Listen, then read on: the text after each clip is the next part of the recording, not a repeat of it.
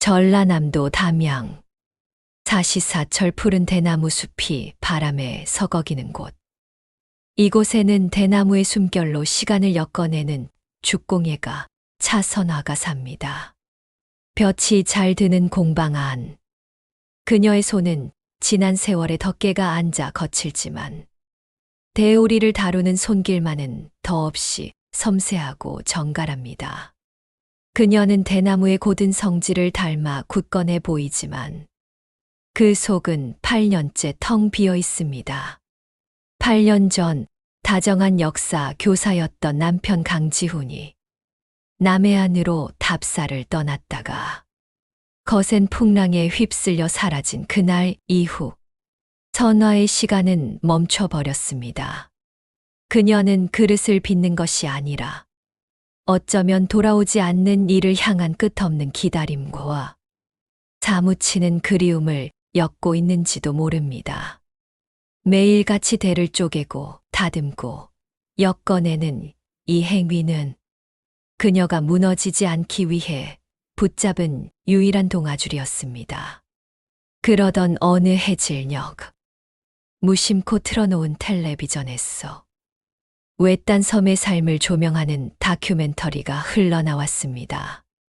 그리고 그 화면 속 거친 바닷바람에 검게 그을리고 세월의 주름이 깊게 팬 한 남자가 묵묵히 그물을 깁고 있었습니다.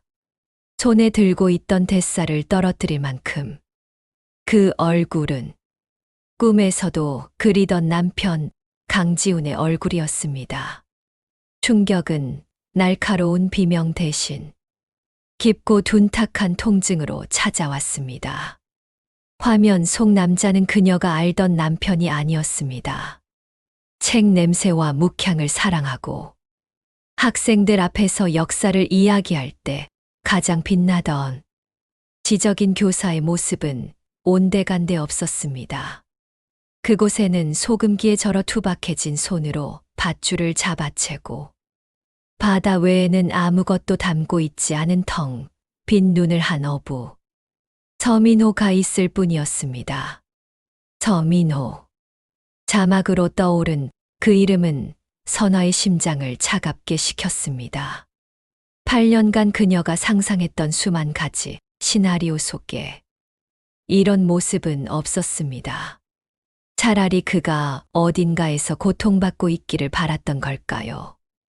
아니면 원망이라도 할 수 있게 다른 여인과 행복하게 웃고 있기를 바랐던 걸까요? 이 모든 기억을 잃은 채 완전히 다른 사람으로 살아가는 이 모습은 배신보다 더 잔인한 운명의 장난처럼 느껴졌습니다. 분노는 그가 아닌 그를 앗아가고 이 낯선 껍데기만 남겨둔 저 무심한 바다와 하늘을 향했습니다. 선화는 아들 민준에게는 차마 진실을 말하지 못했습니다. 그저 희귀한 대나무를 직접 보고 와야 할 일이 생겼다며 며칠 집을 비운다는 짧은 거짓말을 남겼습니다. 그 거짓말의 무게가 대나무 바구니 수백 개보다 무겁게 그녀의 어깨를 짓눌렀습니다. 담양에서 완도까지 육지의 푸른 들판을 가로지르는 버스 안에서 선화는 수십 번도 더 마음을 다잡았습니다. 혹시 사람이 닮은 것뿐이라면, 혹시 그가 자신을 보고도 모른 척한다면, 아니, 어쩌면 그가 자신을 보자마자 모든 것을 기억해내고 달려와 안아준다면, 희망과 절망이 파도처럼 교차하는 동안 버스는 땅끝에 닿았습니다. 그리고 다시 청산도로 향하는 여객선에 몸을 실었습니다. 8년 전 남편을 삼켰을 그 바다는 그날의 비극을 아는지 모르는지 무심하게 푸른빛으로 반짝였습니다. 배가 하얀 물살을 가를 때마다 선화의 심장은 공포와 기대로 터질 듯이 뛰었습니다. 그녀는 지금 무엇을 찾으러 가는 걸까요? 스스로 모습을 감춘 배신자일까요? 아니면 정말로 길을 잃고 자신마저 잊어버린 가여운 영혼일까요? 청산도는 느리고 고요했습니다. 비릿한 갯내음과 생선 말리는 냄새가 뒤섞인 작은 포구. 다큐멘터리에서 본 바로 그 장소였습니다.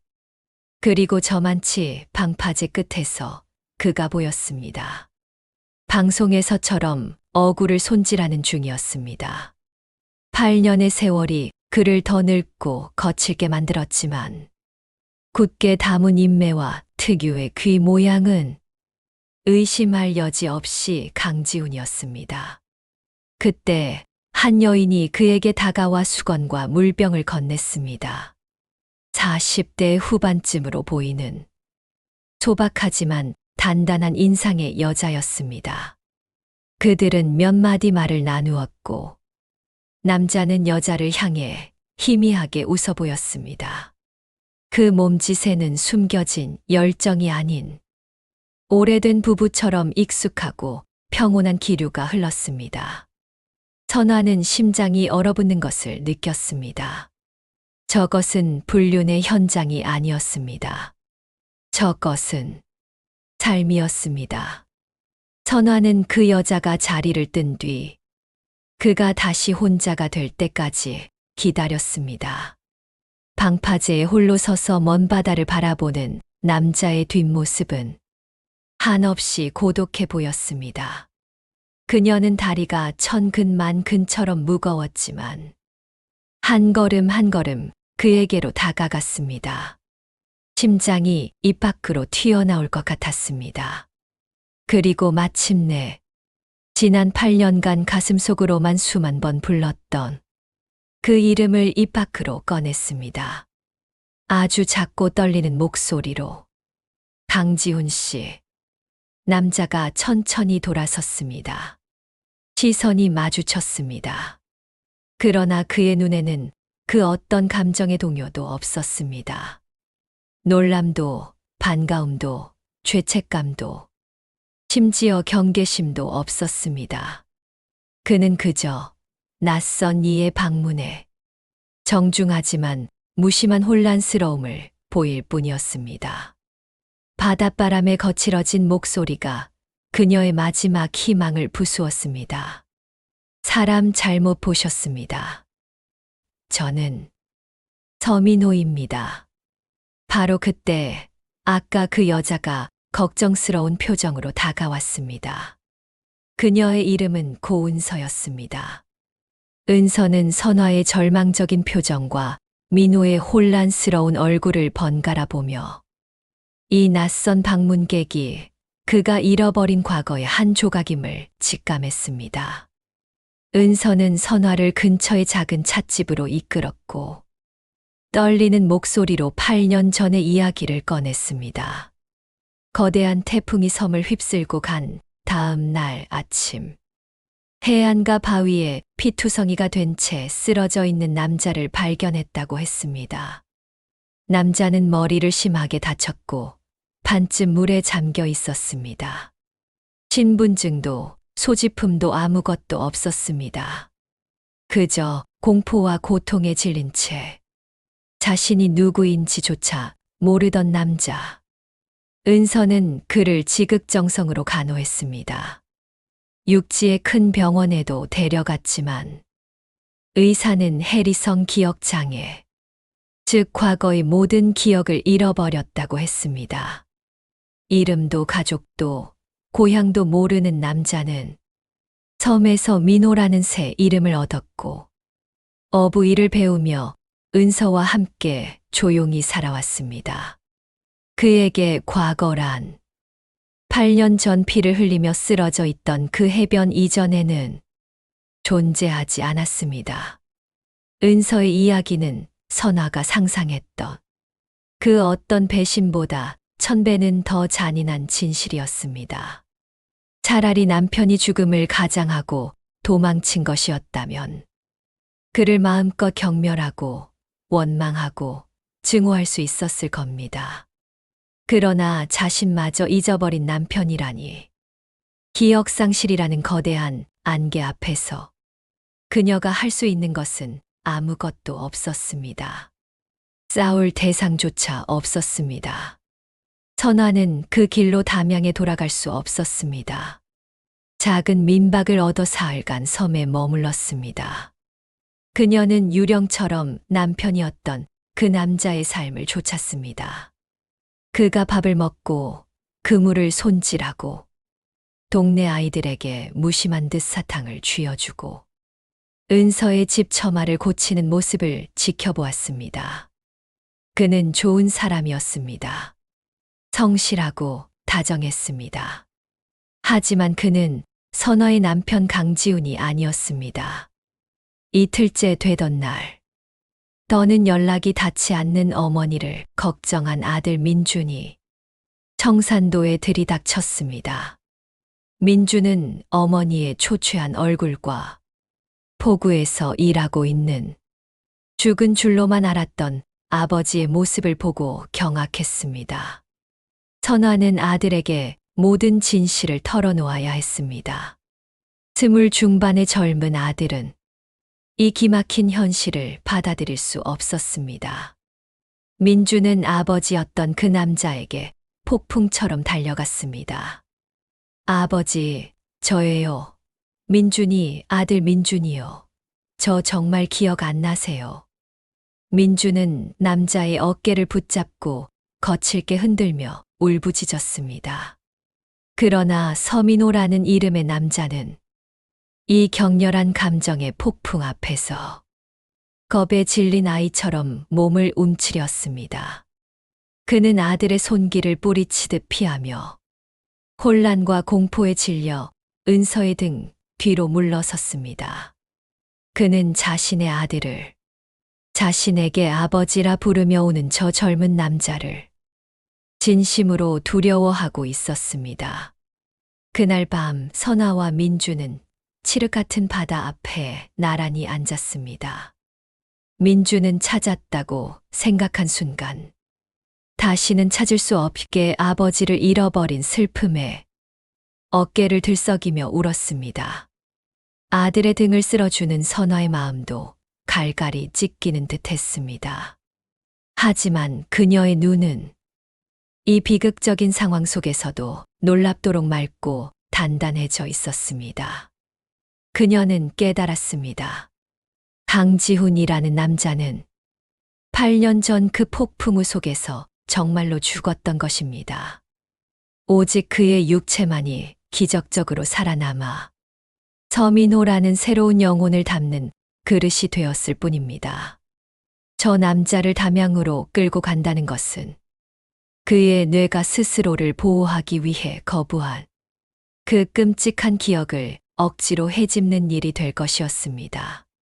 그것은 남편을 되찾는 일이 아니라 서민호라는 한 남자의 평온한 삶과 그를 구하고 8년간 헌신한 고은서라는 여자의 삶까지 송두리째 파괴하는 지독한 폭력이 될 것이었습니다. 그녀는 선택을 해야 했습니다. 남편의 과거와 이 남자의 현재 사이에서. 다음 날 아침, 선아와 민주는 담양으로 돌아가는 여객선 선착장에 섰습니다. 민호와 은서가 배웅을 나와 있었습니다. 작별 인사를 하러 온 것이라기보다는 어찌할 바를 몰라 안절부절 못하는 걱정스러운 의무감 같은 것이었습니다. 선화는 마지막으로 남자의 얼굴을 바라보았습니다. 8년을 함께 산 아내로서 그가 잃어버린 기억의 편린이라도 붙잡아 보려는 듯 그의 눈동자 속에서 강지훈의 마지막 흔적을 찾았습니다. 하지만 그곳에는 그저 고요한 바다를 닮은 어부 서민호만이 서 있을 뿐이었습니다. 선화는 천천히 민호가 아닌 은서를 향해 돌아섰습니다.